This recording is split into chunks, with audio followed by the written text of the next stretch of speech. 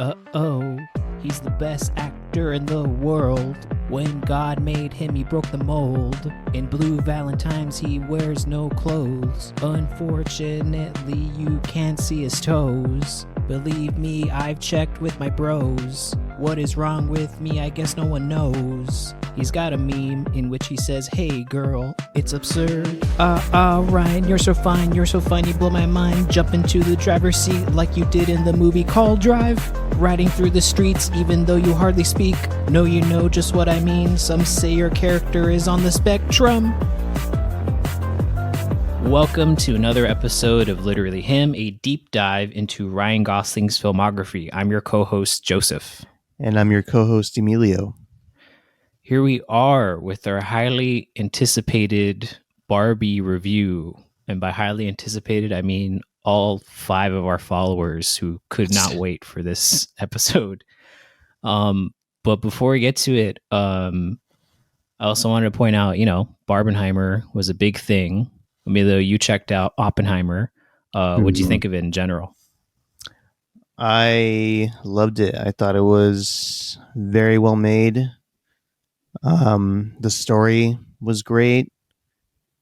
It made me revisit the dark thought of the fact that we can pretty much end society at any moment. You thought of this before?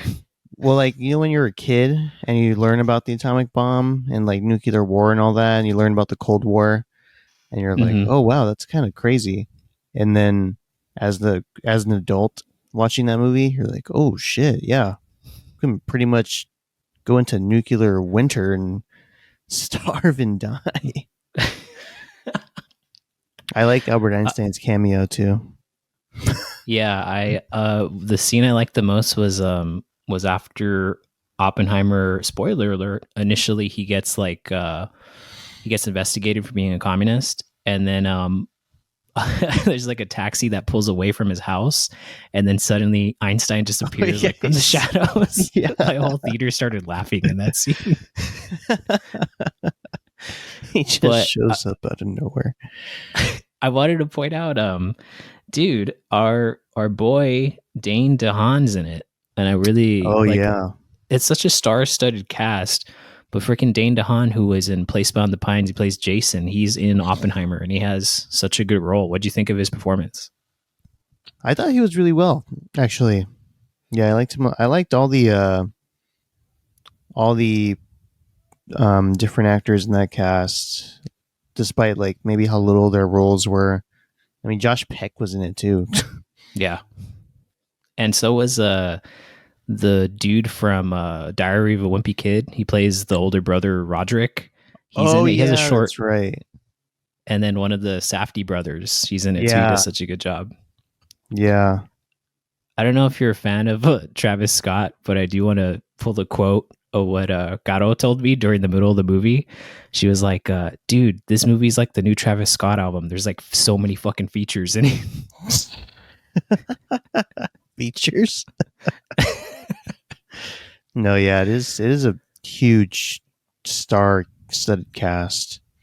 What did you think about it? I loved it. I love Christopher Nolan. I think a lot of his movies appeal to cinema bros who think The Godfather is the best movie ever. But I do love his work a lot. I love Interstellar, Tenet, and Inception, and I thought this one was awesome too. I was telling Emilio after the movie that next to me in Caro there was a guy who had a backpack, and he kept fidgeting with his backpack, and he kept fidgeting in general, and it kind of made me and Caro nervous just because the climate of our society and people in movie theaters. And we thought we were gonna get the real explosion experience for a second. It was kind of about to be scary. A 4D experience, buddy. Oh shit, this IMAX is crazy. But it was nerve-wracking. The scene where they do the initial test of the bomb and they're counting down, I was also like, I might die right now. So dude, I forgot what it's called, the specific term, but the shock wave from the blast scared the shit out of me because it was so quiet when it went off, and I kept thinking okay, it's gonna happen now. okay, it's gonna happen now. That was a boom, and I was like, oh my god. Did you watch it in IMAX?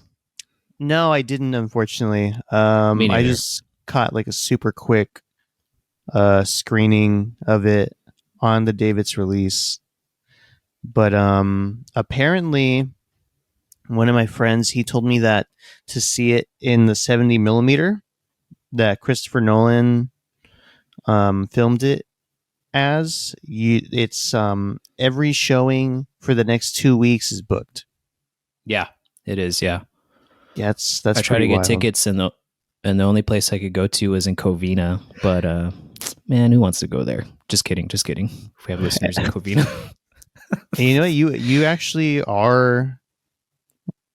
You actually successfully did Barbenheimer. I did. Yeah. Yeah. I was, dude, fucking awesome segue because I didn't know how to pivot this. Yeah. So as of this recording, me and Emilio watched Barbie in theaters at like 12, a matinee showing. And then I Yeah. immediately left to Burbank to go watch Oppenheimer with Gatto. Um, hey, we have a lot of listeners that are not just our friends. So I just want to point out Gatto, this person who I'm going to talk about a little bit as well for this episode, is my fiance, and yeah, we had a great time watching both movies.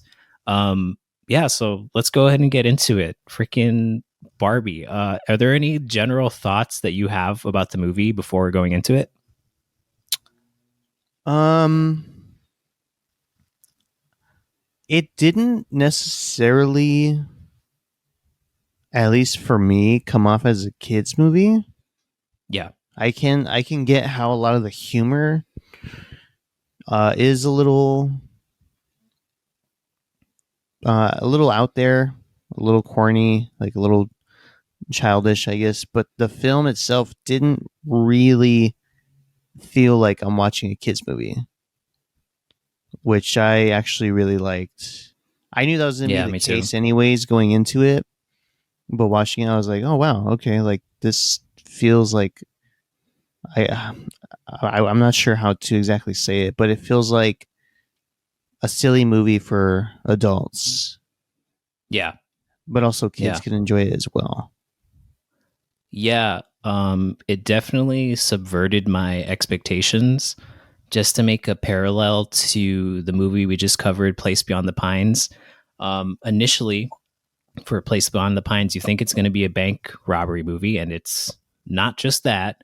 Barbie, you think it's going to be a silly kids movie, and it's not just that. And Yeah. then also in Place Beyond the Pines, it deals a lot with relationships between father and son. And then in Barbie, it deals a lot with relationships between mothers and daughters.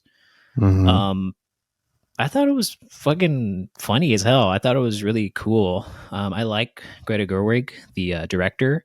I love Lady Bird, and Little Women is also awesome. And I thought this was another great movie that she did. Um, are there any like general thoughts you have about the director? I do like that movie Lady Bird. I actually haven't seen Little Children or Little Women, but Mm-hmm. I did enjoy that movie. I don't know too much about her as far as her background in film, but yeah, I did enjoy that one movie, Lady Bird. I still have to check out Little Woman because I've heard that one's really good as well. So me and Emilio went to go watch this movie in Whittier at Whittier Cinema Village, and this is my second time watching it. The first time I watched it was at Cinemark, and I think I've come to the realization that I don't want to go watch movies unless it's at an AMC, which kind of sucks because both times there were like a lot of unruly people. I mean, like I like when people like laugh really loud or say something out loud during a movie, but I don't know if you noticed, Emilio, but there was an older woman in front of us with her Oh grandchildren, yeah, and she yeah. kept making comments, and it was really, really weird. At the end of the movie, she was talking to me and Emilio, and she said to us, like, "You guys are kin. You guys know that?" And we stood up to leave, and we're like, "Oh yeah, you're right." And then she like from behind, she reached over to grab my hand, as like I don't know, like people like to touch you after they make a joke, but she grabbed me a little too hard, and I kind of like, okay, have a good day. We just left, but she was definitely a little quirky. Yeah, she I could tell she was like making comments cuz she's with her kids, or she was with kids, and there's that scene where um Barbie goes, "Do you ever think about death?" And Hmm. the party just ends, and she goes, "Buzzkill." Ha! Like I was like, "Oh god." Um, so yeah, let's so for this movie I didn't have the chance to take down notes because I didn't want to be like a weirdo and have my notebook out during the movie, but Yeah. I guess let's just go through like a few scenes. The initial scene is a spoof on Space Odyssey, 2001 Space Odyssey, and it shows a bunch of little girls playing with dolls. And they set up that before Barbie, the primary doll for a girl would be a baby. And so they would mimic being a mother. And that Barbie broke that mold, that broke that stereotype, and allowed girls to play with a doll that allowed them to be more than just mothers. What did you think of this initial spoof of 2001 Space Odyssey? I actually really I loved it. I loved when Mm-hmm. the little girls realized like, oh, we have something new to play with, like this new revolutionary doll, and they just start beating the shit out of their baby dolls, like breaking them apart. It was good. I like Uh, that little spoof. Dude, I fucked up. I forgot to ask you. Do you have a synopsis for the movie? Oh yeah, yeah, I do. Barbie and Ken are having the time of their lives in the colorful and seemingly perfect world of Barbie Land. However, when they get a chance to go to the real world, they soon discover the joys and perils of living among humans. One thing I do like about this movie a lot is that they don't spend too much time explaining how Barbie Land is in the real world. And I appreciate when a movie sometimes is just like, fuck it, who cares? Like, this is just the reality. Just accept it. We don't need to explain step by step. So just roll with it. You'll be fine. So I did appreciate that. So we start with Barbie. We see that she lives in a really like idealized world. I love the freaking set pieces in Barbie Land. Yeah. They look so cool and so amazing. We see that Barbie wakes up every day. She has a perfect day all the time. All the Barbies have notable jobs. They're very accomplished. They're either Nobel Prize winners, they're pilots, they're astronauts. They all have amazing jobs. Uh, Margot Robbie is playing stereotypical Barbie, so she is the very first one, and we see that all Kens are just Ken. They don't have a job. All they do is they live for Barbie, pretty much. So we get to a scene where they're at the beach, and Ryan Gosling is finally introduced as, or not finally, but he's introduced as Ken. And what did you think of his look with his blonde hair and his abs? Um, it was a little odd at first, but it definitely oddly fits him. Mm-hmm. I like the choice that he made as like an actor to kind of go for this bombastic, almost kind of broy but kid style voice that he has. Because I think the first line he's like, "Hi, Barbie," like just like all obnoxious like that. I think that was like a great introduction to like what this character is going to be like for the rest of the film.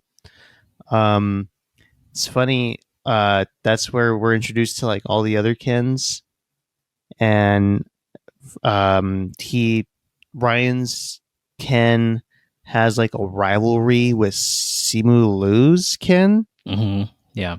and I didn't realize like how big of a rivalry it was towards like the climax of the movie. Mm-hmm. Um, but one of my coworkers did mention that she thought Simu Liu was a more handsome Ken than Ryan Gosling. What do you think about That that? is very interesting. I would like to say to that coworker, if you're listening, you're wrong. You're super wrong about that. Um, no, Simu Liu looks great. He looks really all everyone in this movie looks fantastic. The oh my god, what's the word? The people that make the costume designers Mhm. do a really good job of making sure that everyone is fitted out in like the most stereotypical sort of Barbie or Ken outfits. And also in the movie, everyone's either Ken or Barbie, except for one person who is Alan, who is played by Michael Cera, and Alan is Ken's friend. What did you think of Michael Cera's look? Oh, he was hilarious. I loved him in that movie. His look is so. I don't know. I don't necessarily know how the doll is supposed to look, Alan, but yeah, Michael Cera just wears that role so well, just like dorky. Yeah, he was great too. He had some great lines in that movie. So, in the story, what ends up happening is that Barbie discovers that she has thoughts of mortality. She has a scene where she just breaks a choreographed dance party, and she says, "You guys ever think about death?" And there's a very classic record scratch. Everyone pauses, but then the party continues as she corrects herself. She says, "I mean, I'm dying to dance," and Mm-hmm. I think the humor in the movie flows really easily. It's really funny. Um, but eventually in the story, we're introduced to Kate McKinnon's Barbie. Her Barbie is weird Barbie. She's a Barbie that kids like messed up because Margot Robbie's Barbie is starting to have things like cellulite. Her feet are now flat instead of curved into like a high heeled position, and she wants to correct it. What do you think of Kate McKinnon's performance? Oh, she was great too. She plays the weird Barbie so well. I love how she's doing the splits all the time because the Mm-hmm. child or her child that played with her in the film was constantly making her do the splits.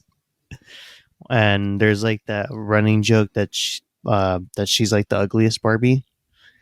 And I do like though how even though she's the weird Barbie, she knows the most about the human world, and Yeah. she knows about the connection between the person playing with you and the doll.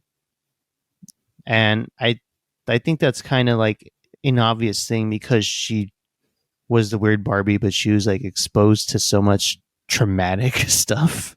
Yeah. Like there's like that B reel where the little girl's playing with her and they're having like dinosaurs pretend to eat her, and she just fucks up her makeup and dyes her hair and cuts it all crazy. But yeah, yeah, she was great in that. I also like that joke where she's looking into the snow globe after Mm-hmm. weird Barbie explains to Barbie that she has to go to the human world and rebuild this connection again with the person playing with her. And then she's holding it up in front of her face, and she moves it away, and then it's just her like smiling. She goes, "Oh my god!" And she goes, "Oh, I'm sorry. No, it's okay. I kind of walked into that one." I like Kate McKinnon. I can't help but think about her time in SNL when Yeah. she played Ruth Bader Ginsburg, and the first thing I always think about is when Ruth. I have such trouble saying her name. Ruth Bader Ginsburg, when she passed away.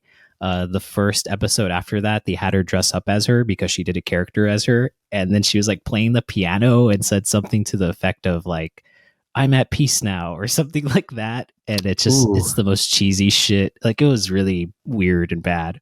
But she does a fantastic job in this movie. So yeah, we established that Margot Robbie has to go into the real world, reconnect with the child that's playing with her.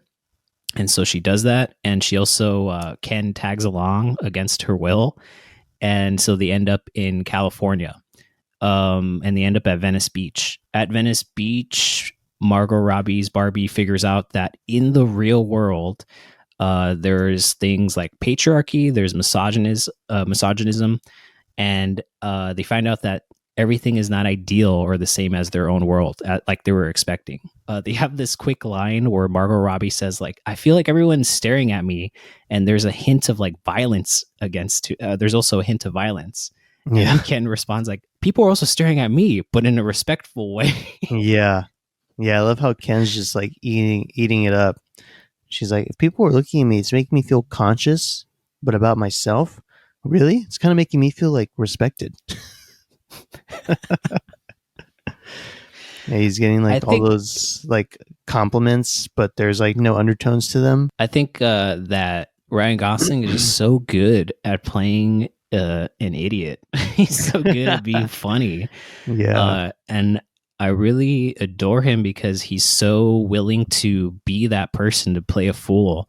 Like we talked about before, there are so many actors who would probably see this role and be like, "Well, can we change it a little bit? Can we make Ken a little bit smarter, or whatever?"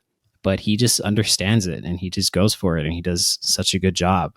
So later on, Barbie, through just some type of connection she has with the person who plays with her, she figures out that this girl who is the person who plays with her is at some school. So they decide to go to this middle school.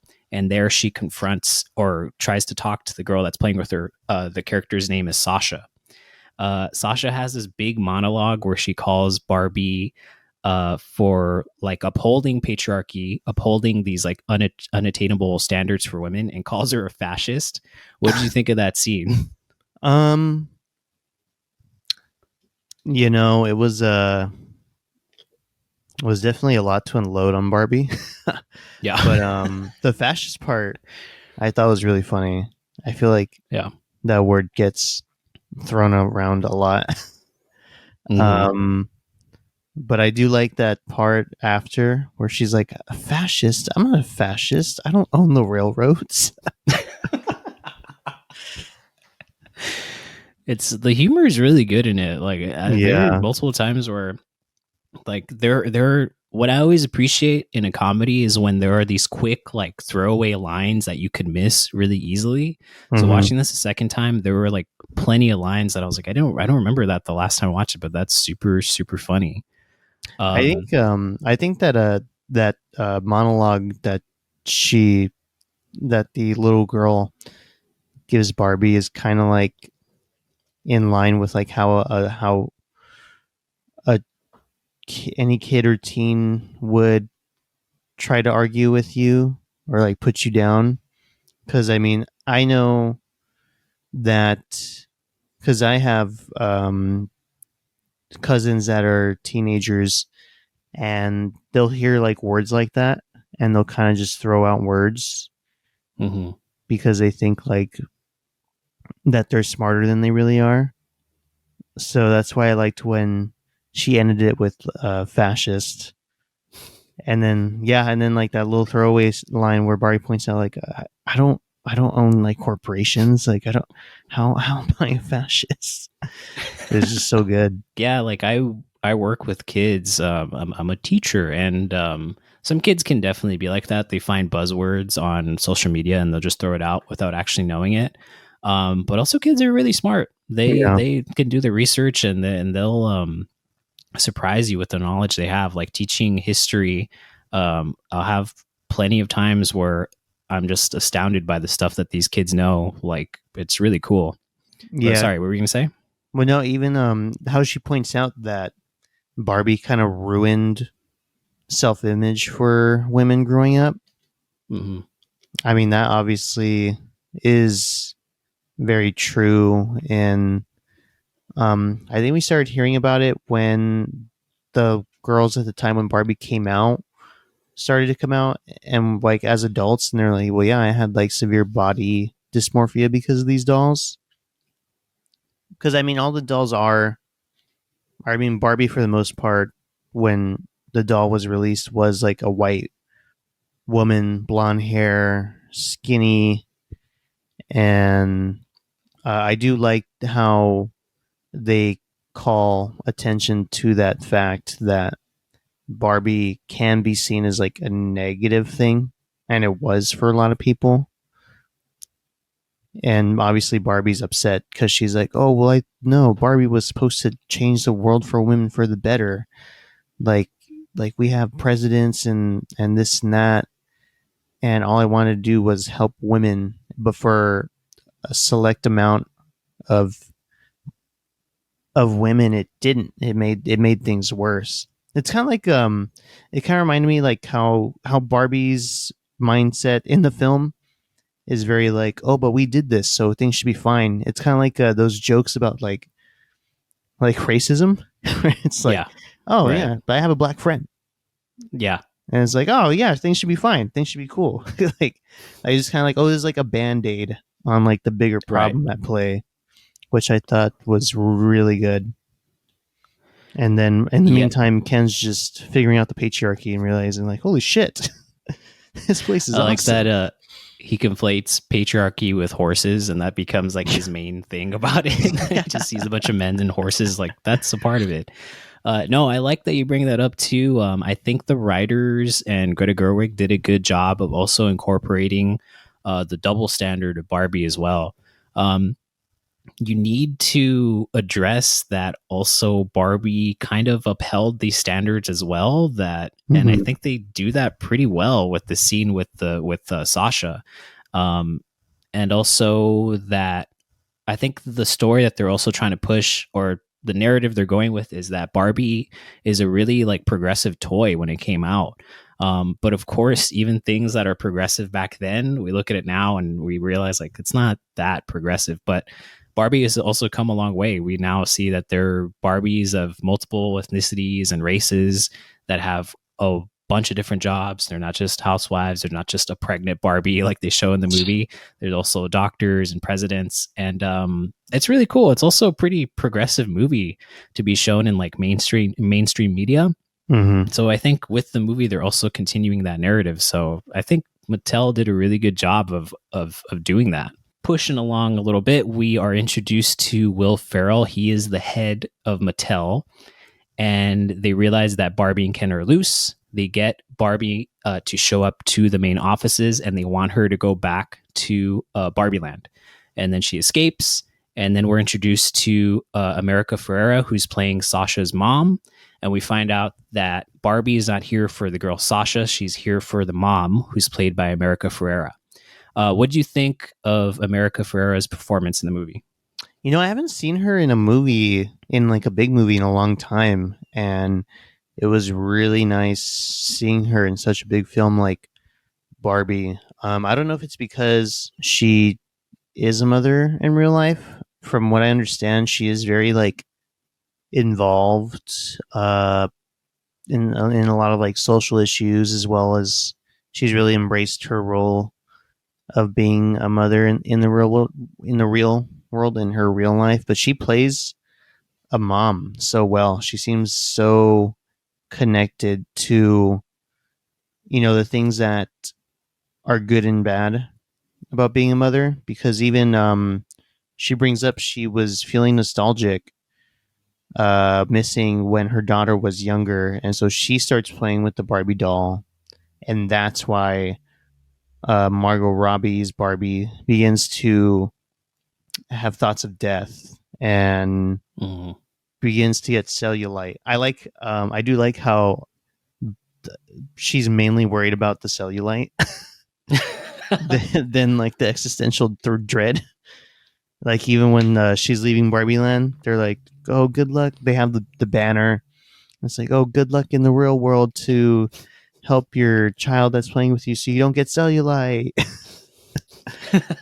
But yeah, it just turns out that the mother had all these like really dark ideas for Barbie, like existential Barbie, thoughts of death Barbie, cellulite Barbie. Like she wants the Barbie to be like her, Yeah. and she's kind of just like outwardly, I guess, like venting about how she's getting older, and she's just reflecting it onto Barbie. But yeah, she was great. She was fantastic. I enjoyed her a lot in this movie. Her name in the movie is Gloria. I do like that she's in it. She does give a great performance. She's also in a movie when that she did when she was younger, when she was like a teenager. I think it's called "Real Women Have Curves," and it deals with a woman who, or a teenage girl who is like having a rough relationship with her mom, and it has a lot of parallels with the movie Lady Bird that Greta Gerwig did. And I remember when Lady Bird came out, a lot of people were critiquing the movie, saying like this is pretty much kind of a ripoff of Real Women Have Curves. So I think it's really cool that Greta Gerwig ended up working with America Ferrera. I think both of those movies are really good. And yeah, America Ferrera still has it, man. She's still a great actor. I'm going to rewatch Sisterhood of the Traveling Pants because of this movie. So yeah. It actually is a good uh, movie. what did you? I also wanted to ask you, what did you think of Will Ferrell's performance in the movie? You know, I love Will Ferrell. Um, this is just him going typical Will, just sarcastic, loud, extremely loud, goofball type dude. He was hilarious. He's so funny in this movie. I like when Barbie's realizing that women aren't in charge of Barbie, and he's like, no, no, what? Yeah, there was that one. What's her name? The CEO before me. She was a woman, and I'm sure there was, another one somewhere. There's like two. His comedy fits really well in this movie.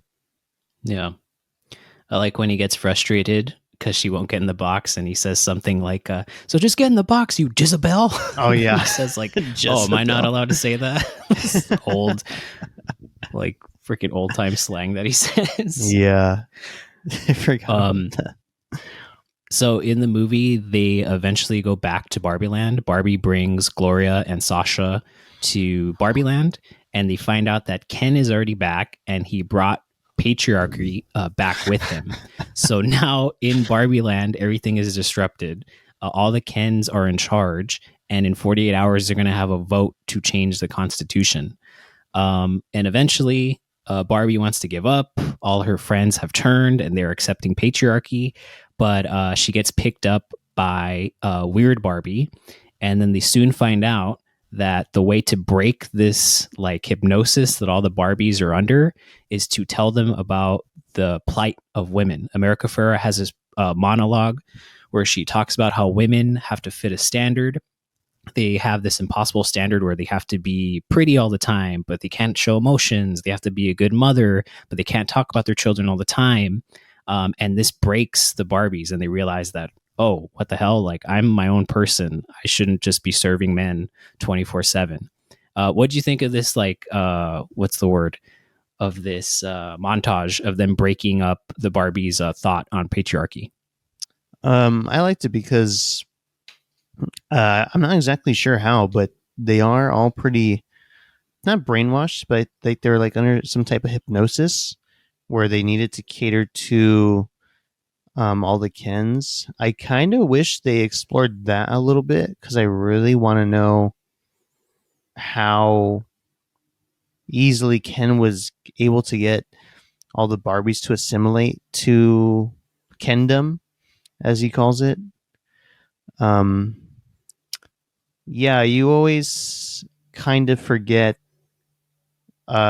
these standards that are put upon women and even like men as well. And I think they do a good job of exploring that later on after the whole situation with the Kens taking over Barbie Land.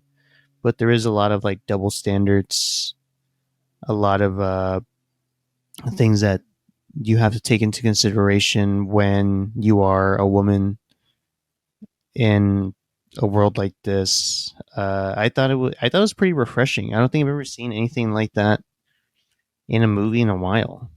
Actually, Yeah, I did. I totally. I'm sorry. I totally agree with you. One thing that you mentioned as soon as you walked out the theater was like, why the hell are so many conservative people? Why are people in general so like bent out of shape over this? Like, I thought it was pretty just like, yeah, that is how it is for women. Like, Mainly, it's that Ben Shapiro thing. mhm. Uh, but I think just in general, people want something to be upset about.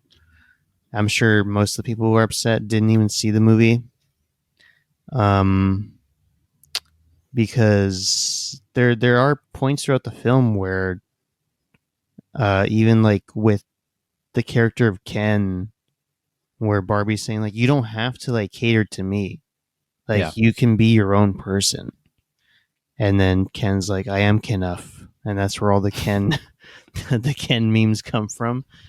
But even like at the end of the film, uh, well, maybe I'm jumping a little forward. I'll Um, go for it. but just how she's the creator of Barbie's telling Barbie like, like all these things that are happening, um, are like normal things that are going to happen, and no one's going to tell you how to live your life. You have to live your life based off of like your own choices. It gets very existential, Yeah. and it gets very deep very fast in that scene. um I did want to do a 180 though, because I did want to ask you, what do you think of how when Ken takes over Barbie Land, how when Barbie walks up to Ken's house, now it's Ken's house, not Barbie's Mm. dreamland, and he goes, how do you like Ken's Mojo Dojo Casa house? I do, dude. I think there's so many good lines in the movie. That is one that has stuck with me the most. Um, it's really funny, the idealized version of a man that they portray in it, because it's really like not that far off the things that uh we would find cool, like a big ass Hummer that they have up front, mini fridges. All they do is drink beer. I think there's one point where Ken says something to the effect of like, "Yeah, I'm day drunk" or something like that, Yeah. like when he's in the pool. um um, but I love it. What do you think of his outfit? You know what's funny? I think that was inspired by Sylvester Stallone's. Yeah. You remember the picture? There's like a montage where Ken is at Century City, Hmm. and he's in this plaza, and there's video clips of like, men on every dollar bill, and Ronald Reagan, and golf and drinking and horses, and Sylvester Stallone, and like shirtless but with like a fur coat on. And the first thing we see Ken in when he comes back is like a white and black fur coat. um He also has boxing gloves, and he also yeah. has Adidas boxing shoes too, because of Rocky. Yeah, that was so good. It was so funny. um I mean, he kind of does bring up a good point though, where he's talking to Barbie, and he gives her that ultimatum of like, you can either be my girlfriend or you can be my on and off semi long term distance relationship thing. And but she's like really upset, and you can tell that it's making Ken upset. So Hmm. he puts on his sunglasses so that she can't see him cry, and he puts on another pair of sunglasses, and he goes, tonight is boys night, because every night is boys night. He like walks away. I think, yeah, and there is a part where Ken like breaks down and he says that Barbie never like paid attention to him, which she doesn't.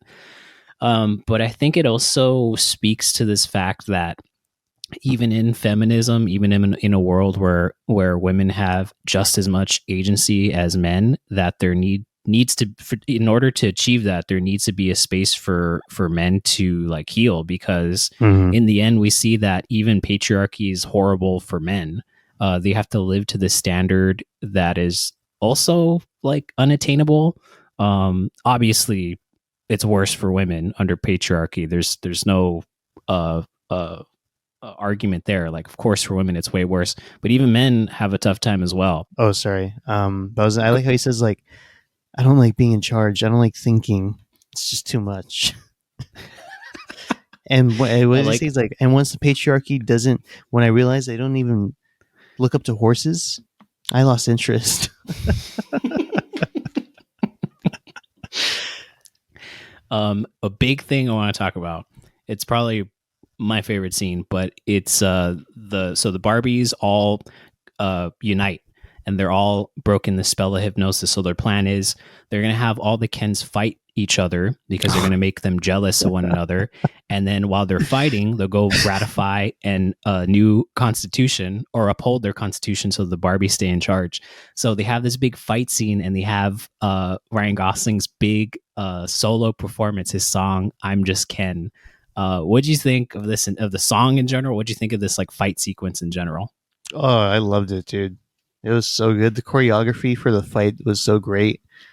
And yeah, Ryan Gosling can sing, dude. Um I mean, he does have a band. And Yeah. he I think it's called Humble Bones. They have like Mm-hmm. one album out, but he's a very like multi-talented person. Uh but yeah, just even the song was hilarious.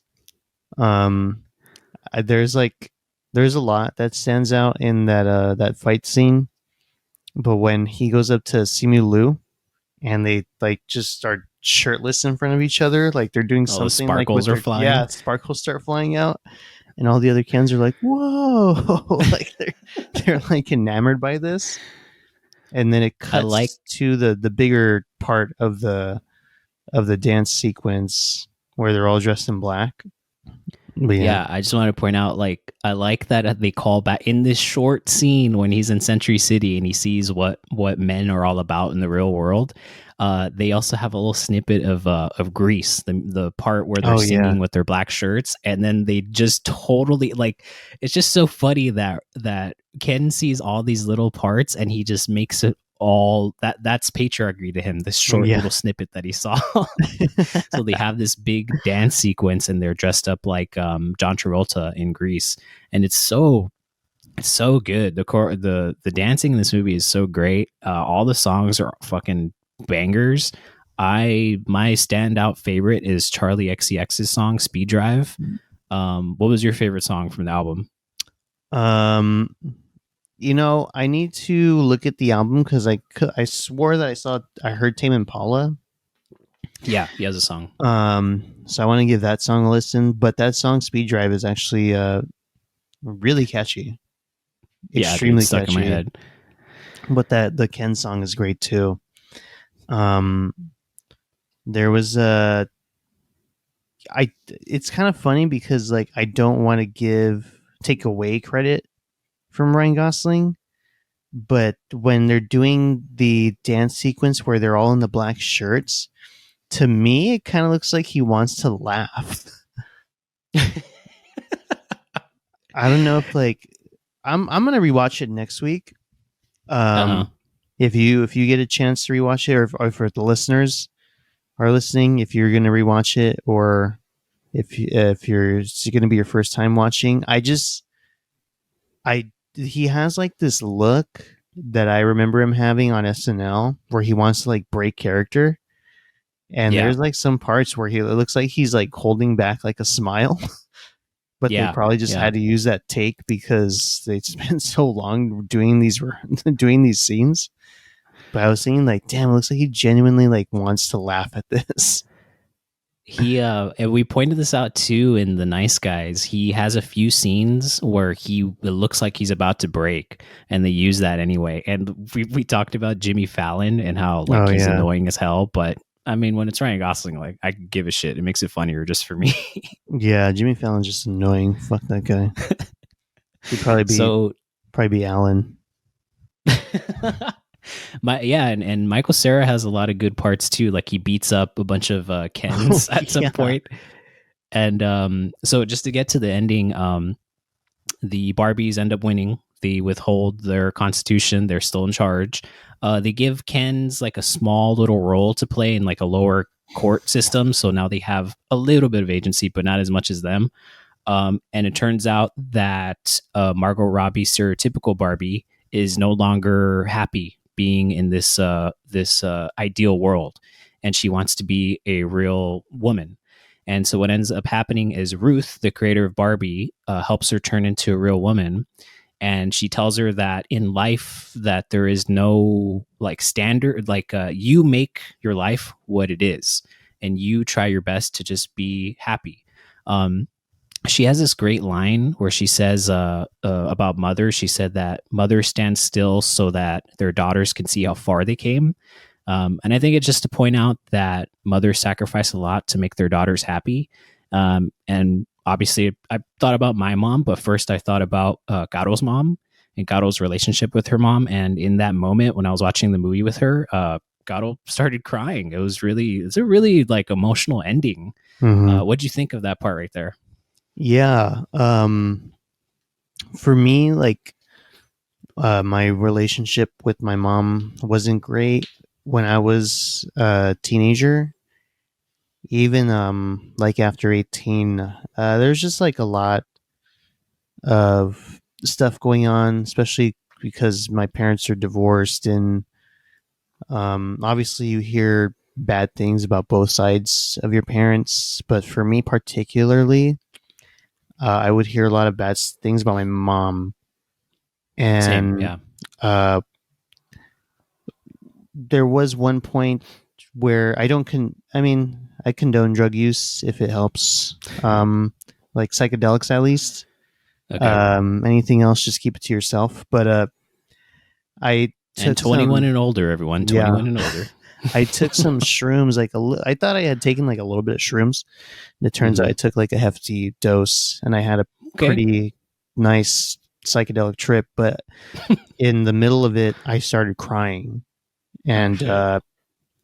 I just realized like how that my mom was just like a person, which I know Yeah. that sounds kind of weird and misogynistic to say right now, but I just I realized that my mom's like a human being, and she had Yeah. like struggles, and it isn't fair for people to put her down when they're going through the same struggles. So in that scene where she's breaking to Barbie, like, that women or mothers at least sacrifice so much, just for like to see how far their daughters can go. Yeah, it kind of brought me back to that point where, um, I feel like once you get to a certain point, you realize that your parents are people, and I mean, they kind of do. I'm not kind of. They do sacrifice a lot, because when you have a child, it's not just about you anymore. It's about them as well, and they just put so much effort into raising you and to be the best version of you, and they want to see you succeed, and they want you to be like this great thing.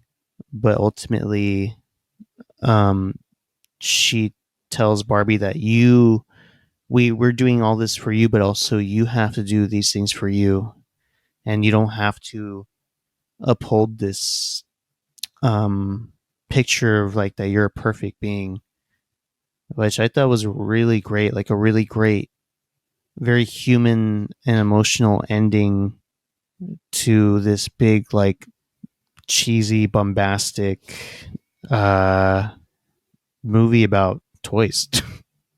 Yeah. It was super heartwarming. It was super. I definitely thought a lot about my mom too, and I made sure to text her right after. Yeah, my mom has definitely sacrificed so much just to give me a good and ideal life, and yeah, she's such a strong person that she never reminds me of that. She just goes about her life being super strong. And the same thing for Carol. She's so accomplished, she's so smart and funny, and she makes everything look so effortlessly. I was definitely just thinking about her the whole time.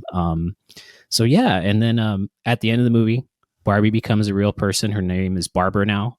She is now like friends with Gloria and Sasha, and they drop her off at some building. You think that she's going to go for like a job interview or something, but it turns out that she's there to see her gynecologist because she's a real person now. Now she has actual female anatomy, and then it ends. Yeah. So I thought it was really funny to end on that joke after this long, like super sad, super existential moment. It was pretty good. What'd you think of the ending? Oh yeah, I thought the ending was great. It's very like, it kind of pulls back into the humor to kind of deload on how heavy it was getting. I do like how they ended off on that joke, because when they first get to California or the real world, um, those construction workers are like whistling at Margot Robbie and stuff, and she goes, "Just letting you know, I don't have a vagina. We don't have genitals, and neither does he." And she points to Ken, and then she uh, rollerblades away, and Ken goes, "I have all the genitals." Let's give this thing a rating, man. So give me a quick little summary of your thoughts and then give me a score 1 to 5. Well, I do enjoy a lot of what the film is discussing and bringing up, bringing to light, the goods of being a woman, the negatives of being a woman.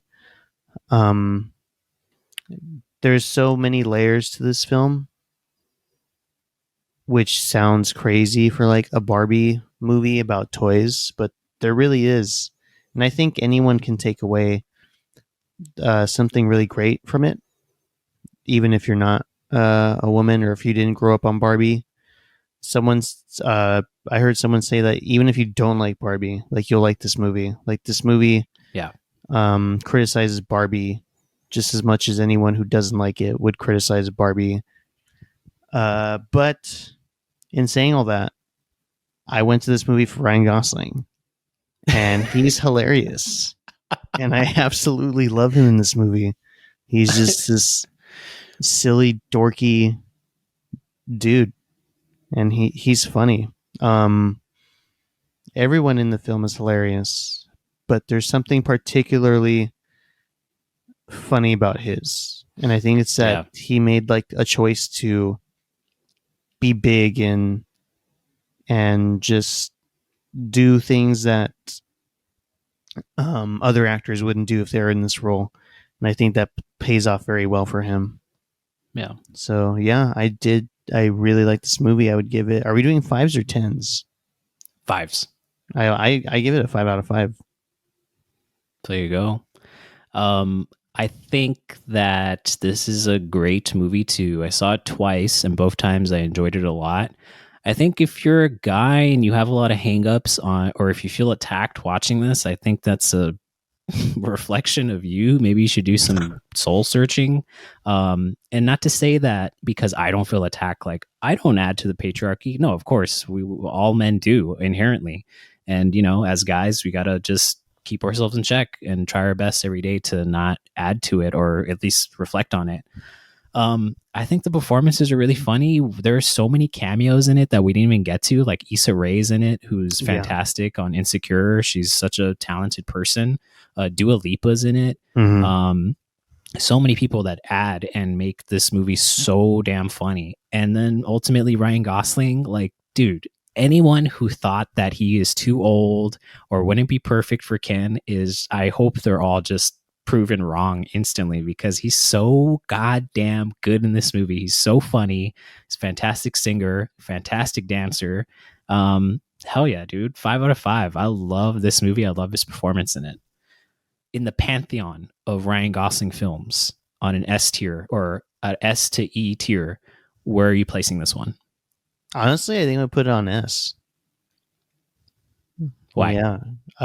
Just the comedy of his role, like just how he just embraces it, and he's not afraid to embrace it. Like, I think he made a fantastic choice as an actor to just embrace the absurdity of this character Ken. And I mean, it's like the nice guys cranked up to like 11. Yeah. And yeah, I love it. So He's he's even definitely drinking on in the this one S. too. Oh yeah, he does drink a little bit in this one.